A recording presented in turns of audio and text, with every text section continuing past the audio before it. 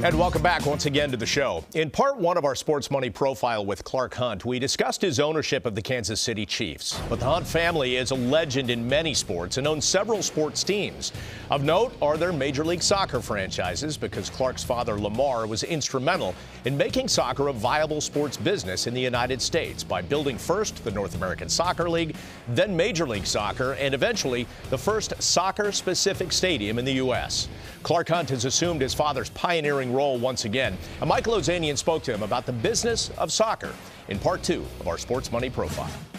Now, I know you played 4 years of soccer at SMU, and Hunt Sports Group owns two Major League Soccer teams, Dallas and Columbus.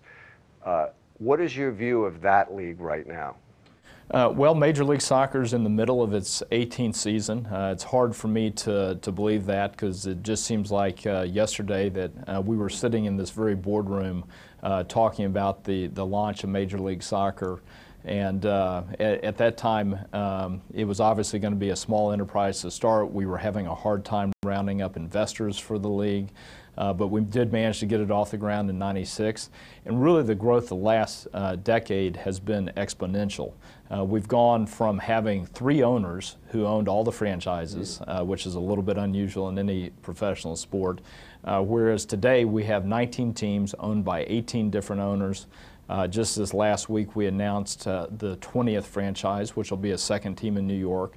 That team is going to be owned by the owners of Manchester City and the New York Yankees, two very well-established, very experienced ownership groups who will bring a lot to the league.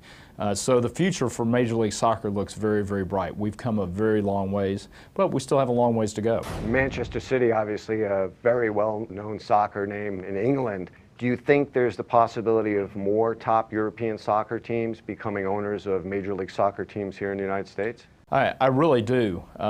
It's no secret that youth soccer continues to grow, and the quality of players that we're producing from the millions of young players in this country continues to improve, and I think that's very attractive for many teams in Europe. And I know that's one of the things that Manchester City is looking forward to, as being part of Major League Soccer. So I think in some ways Manchester City will have broken the ice, and there'll be other ownership groups from the UK and elsewhere in Europe that'll look at Major League Soccer. How long do you think it'll take before Major League Soccer as an entire league, as an entire entity, will be profitable? Well, we've made a lot of progress in that regard. I would estimate at this point at least half of our franchises are at break even or better, and that number improves every year. I don't know that I can put a timetable on it, but certainly I would think sometime in the next decade you'll be to a point where almost every franchise in Major League Soccer is at that break even level.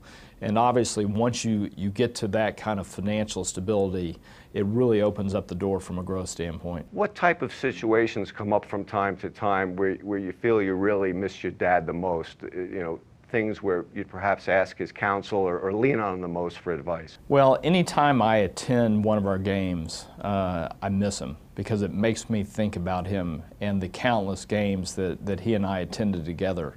And I often reflect on the things that he would look for as he approached a stadium. On the business side, there are countless times where I wish he was there for me to seek his counsel. Clearly last year for the Chiefs was one of those years. There were many times that I wondered, what his advice would be now. But I had the blessing of being able to work with him for 15 years in the sports business, and a lot of the ways that he approached the business and a lot of the things that he focused on, I'd like to think that I picked some of those up and I'm carrying them on. All right, Michael, let's talk first about Major League Soccer for the Hunts. Are they making money?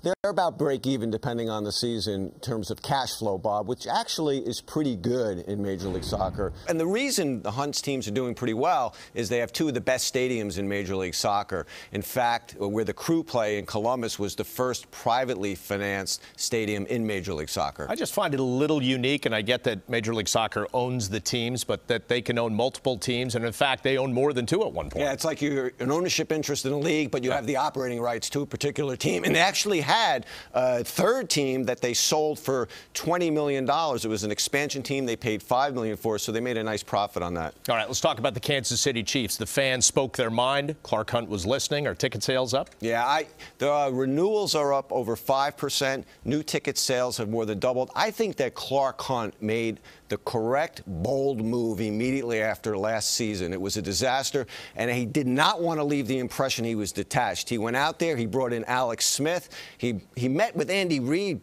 for like 8 hours in a Philly airport before he got Andy to sign.